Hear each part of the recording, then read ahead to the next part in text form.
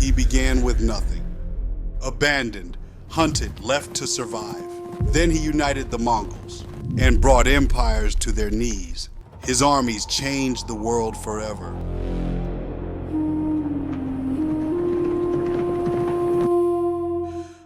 What's good, history lovers? I'm Professor Flows. Today we're following the extraordinary and brutal journey of Genghis Khan, from an abandoned boy on the Mongolian steppe to the founder of the largest connected land empire in history. Let's get into it. To understand Genghis Khan, you first have to understand the world that created him. More than 800 years ago, the land we now call Mongolia looked almost endless. Rolling grasslands stretched farther than the eye could see. There were no great cities, no castles, and no stone roads, only vast open plains, towering mountains, and a sky that seemed to go on forever. Life here was brutal.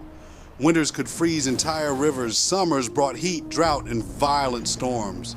Survival wasn't guaranteed. Every family depended on their horses, their bows, and the strength of their tribe. Without your tribe, you had almost no chance of surviving. From the moment children could walk, they learned to ride horses. By the time they became teenagers, many could hunt, fight, and survive alone for days. Strength wasn't admired. It was necessary, but the Mongols weren't one united people. Dozens of tribes fought each other for land, animals, and power. Alliances changed constantly. Friends became enemies overnight. Trust was rare. Betrayal was common. It was a dangerous world where only the strongest leaders survived, and it was here, around the year 1162, that a boy named Temujin was born. No one could have imagined that this child would one day change the world forever.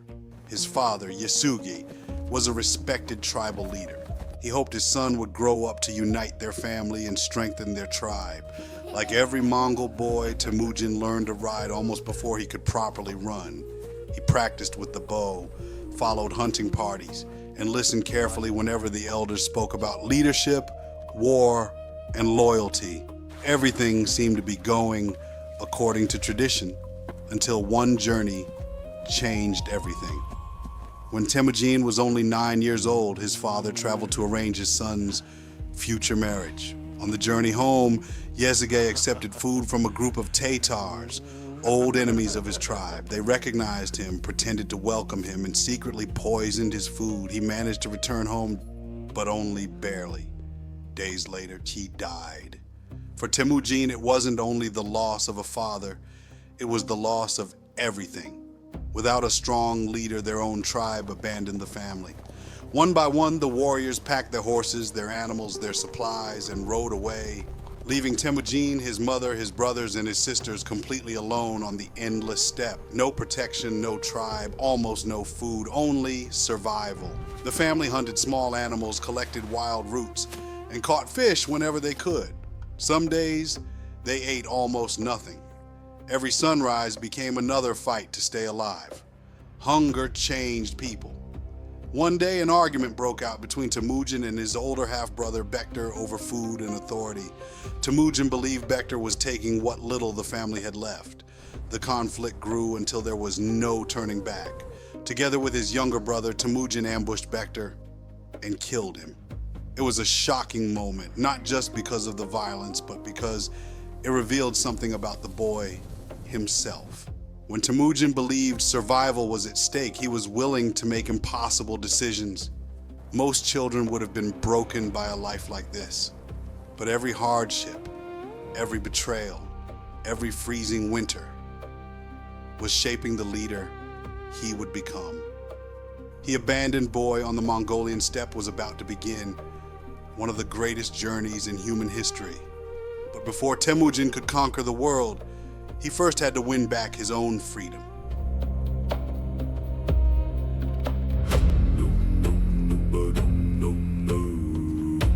Temujin had survived hunger. He had survived betrayal. But his greatest test was only beginning. Without a powerful tribe to protect them, Temujin's family became an easy target. Old enemies saw weakness and decided to strike. One day, Warriors from the Taichu tribe captured the young Temujin. Instead of killing him, they made him a prisoner. A heavy wooden collar was locked around his neck, making escape almost impossible. Every day he was forced to work under constant guard, watched by the very people who believed his story had already come to an end. For many, this would have been the end, but not for Temujin. He waited, he observed, he learned. Then one night he saw his chance. Under the cover of darkness, Temujin escaped his guards and fled across the open steppe. The wooden collar still hung around his neck as he searched desperately for somewhere to hide. Every sound could have been a hunter. Every shadow could have been an enemy. Eventually he found refuge in a nearby river, hiding beneath the freezing water, while only his face remained above the surface. The search party passed within meters of him. Then something unexpected happened. A man named Sorkin Shira, who belonged to the very tribe hunting Temujin, chose not to betray him. Instead, he secretly hid the young prisoner inside his home. He removed the wooden collar, gave him food, and waited until it was safe for him to leave. That single act of mercy changed history. Temujin was free once again, but freedom alone wasn't enough. He had no army, no wealth, and no powerful family. If he wanted to survive, he would have to build everything from nothing. Slowly, Temujin began gathering loyal companions. He didn't choose them because they were born into noble families. He chose them because they proved themselves through loyalty, courage, and ability. That idea was revolutionary. For generations, power among the Mongol tribes had depended almost entirely on bloodlines. Temujin believed something different. A loyal friend was worth more than a noble name. As his reputation slowly spread across the steppe, more warriors joined him. Among them were men who would later become some of the greatest generals in history. But Temujin still had unfinished business. Years earlier, his father had arranged his marriage to a young woman named Berta. Now that he was free, it was finally time to return and marry her. He had no idea that this decision would change his life forever. Soon, a brutal attack would force Temujin to seek powerful allies and begin the rise of the man the world would one day know as Genghis Khan.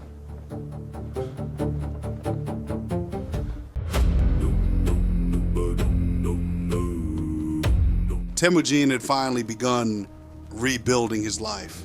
He had escaped captivity, gathered loyal companions, and returned to marry Berta, the young woman his father had promised him years before. For the first time in many years, it seemed as though life was finally turning in his favor. He had a family, trusted allies, and a small but growing group of warriors who believed in him. But peace on the Mongolian steppe never lasted for long. Not long after their marriage, disaster struck. In the darkness of night, warriors from the Merkit tribe launched a surprise attack on Temujin's camp.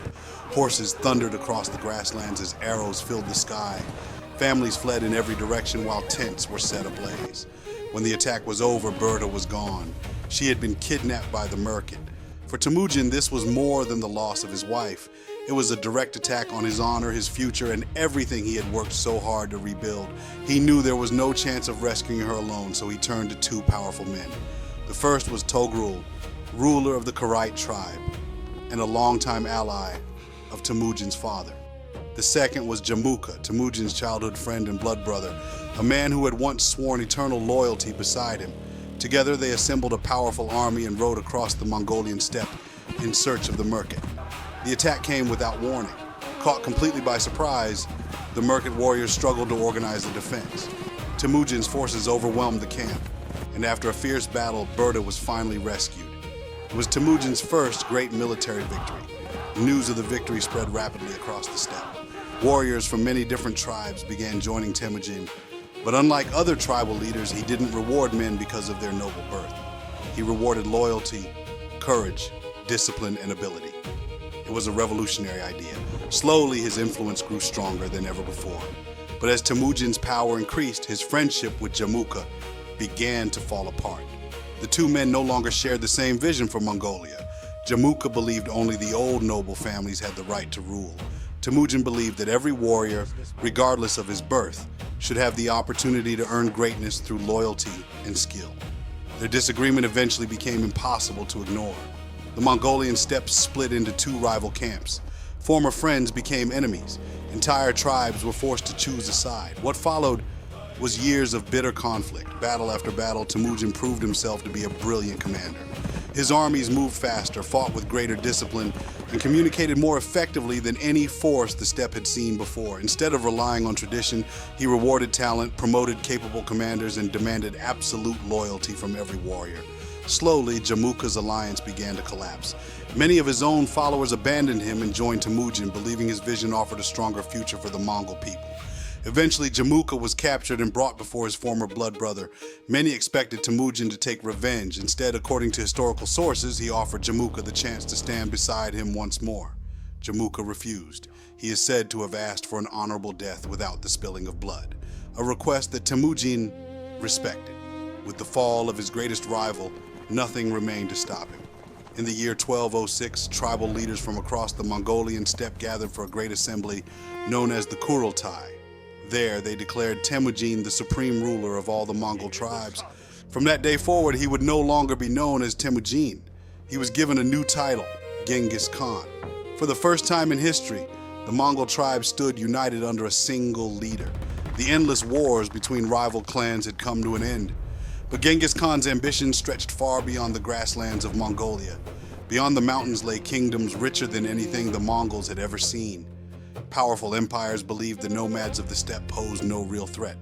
They had no idea that the greatest series of conquests in human history was about to begin.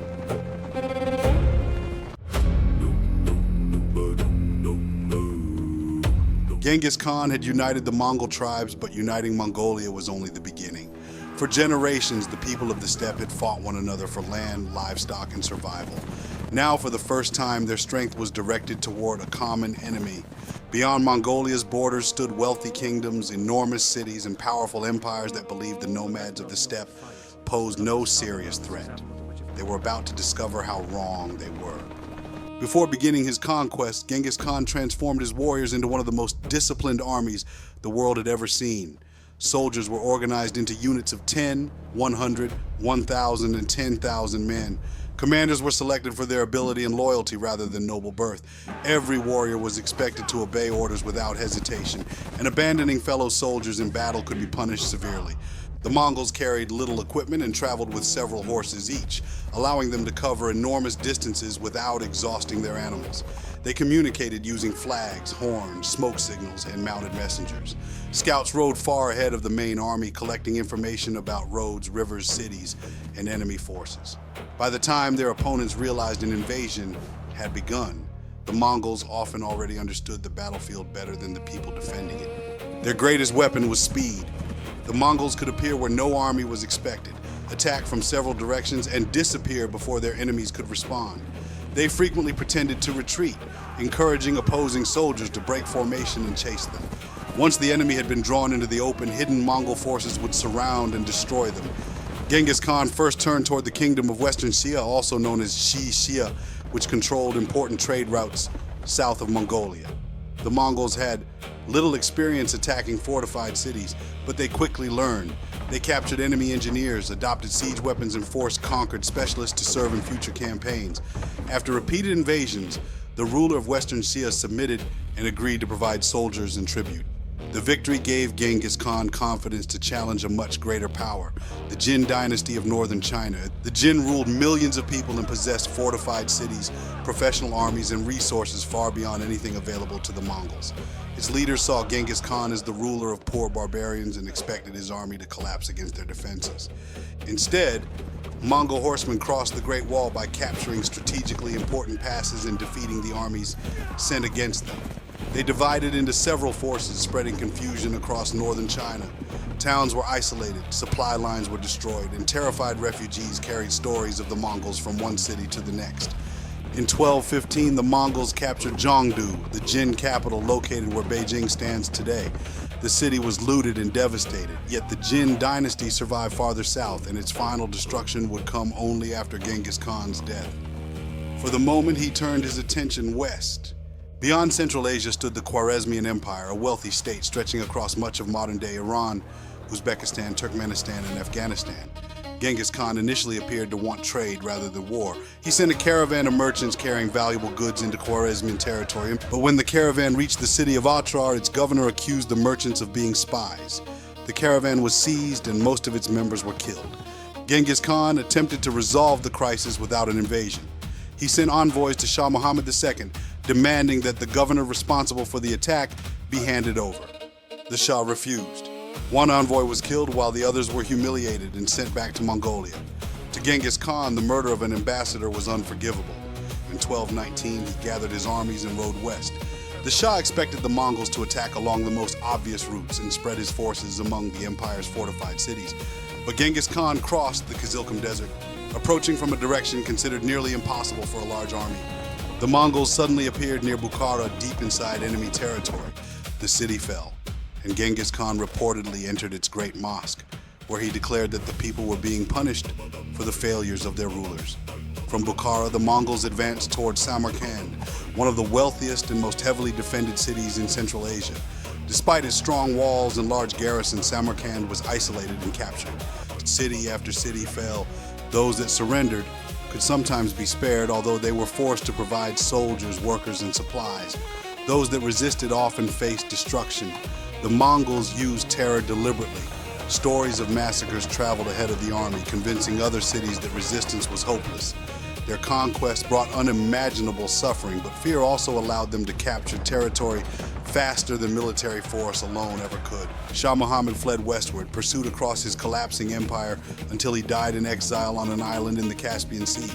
His son, Jalal al-Din, continued fighting and even defeated a Mongol force. But Genghis Khan personally pursued him to the Indus River. After a fierce battle, Jalal al-Din escaped by riding his horse from a cliff into the water and swimming to safety. The Khwarezmian Empire had been shattered. But the Mongol advance did not stop at Central Asia. Two of Genghis Khan's greatest generals, Jabi and Subutai, continued west with a large mounted force. They traveled through Persia, crossed the Caucasus Mountains, and defeated armies sent by the kingdoms of Georgia. They then entered the lands north of the Black Sea, where they encountered the Cumans, a nomadic people who sought help from the Rus princes. In 1223, a combined army of Cumans and Rus's warriors confronted the Mongols near the Kalka River. Jabi and Subutai pretended to retreat, drawing their opponents across the steppe for days. The Allied army became stretched out and disorganized. Then the Mongols turned around. The Russes and Cuman forces were surrounded and crushed. It was the Mongols' first major encounter with the armies of Eastern Europe. Genghis Khan himself had not entered Europe, and Jabi and Subutai did not remain to conquer it. After gathering information about the land and its people, the surviving Mongol army returned east. But they had discovered a path that future Mongol armies would follow. By this point, Genghis Khan ruled an empire stretching from northern China to the edge of Europe. His warriors had crossed deserts, mountains, and rivers that other armies believed impossible to overcome. Kingdoms that had existed for centuries had collapsed in only a few years. Yet conquest came at an enormous price. Entire cities had been destroyed, countless people had been killed or displaced, and the name Genghis Khan inspired terror across much of Asia. He had begun life as an abandoned child struggling to survive on the Mongolian steppe. Now he commanded the most feared army on earth. But Genghis Khan was growing older, and one kingdom he had defeated years earlier was refusing to obey him. His final campaign would take him back toward Western Xia, where his extraordinary rise would finally come to an end.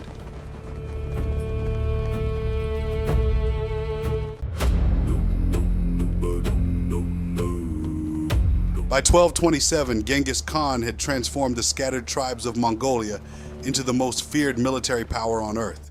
His empire stretched from northern China across Central Asia and toward the borders of Europe. But even after decades of warfare, the aging conqueror was not finished.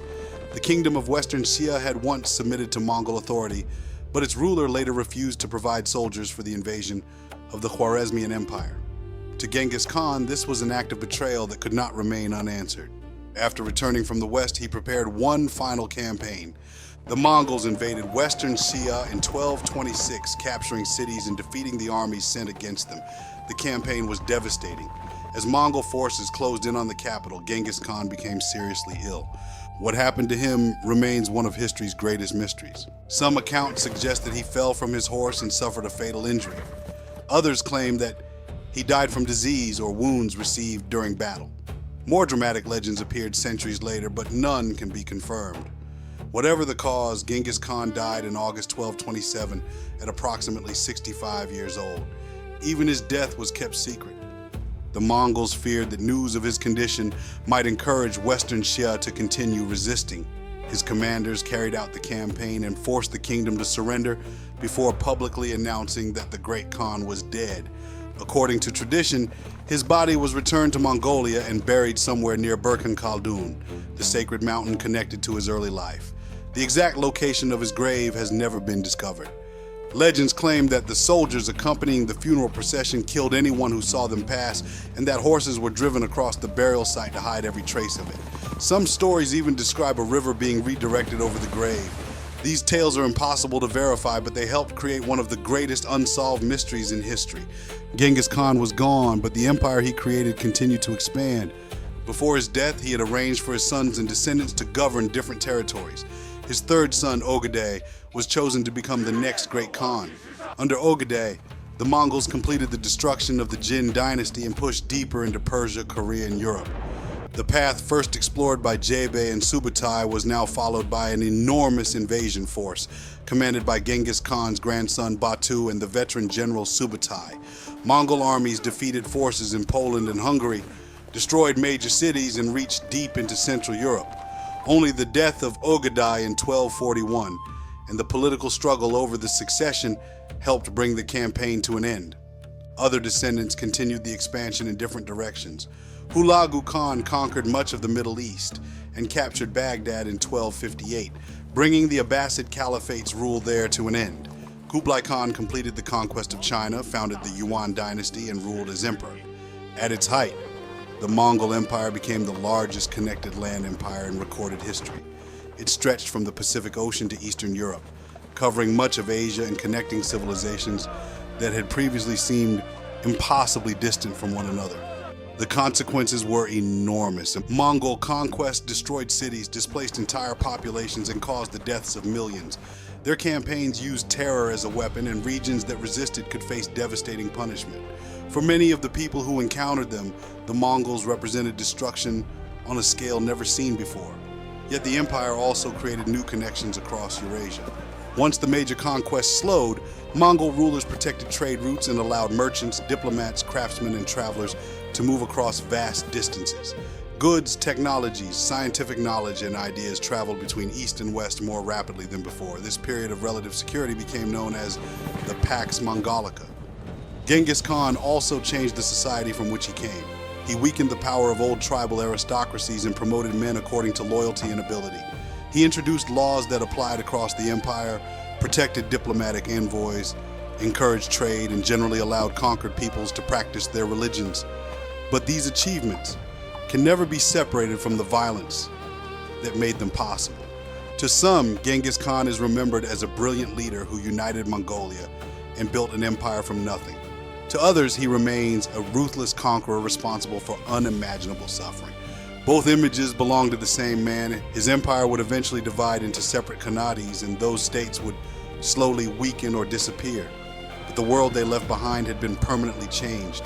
Borders shifted, trade routes expanded, populations moved, and distant civilizations came into contact. Genghis Khan began his life as Temujin, a boy abandoned by his tribe, hunted by enemies, and forced to fight for survival on the Mongolian steppe. By the time he died, his armies had crossed continents, destroyed empires, and changed the course of human history.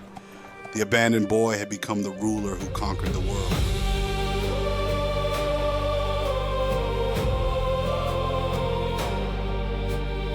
And that is the story of Genghis Khan, one man who changed the world forever. If you enjoyed this documentary, subscribe to Professor Flows and tell me whose story we should explore next. Until next time, keep history flowing.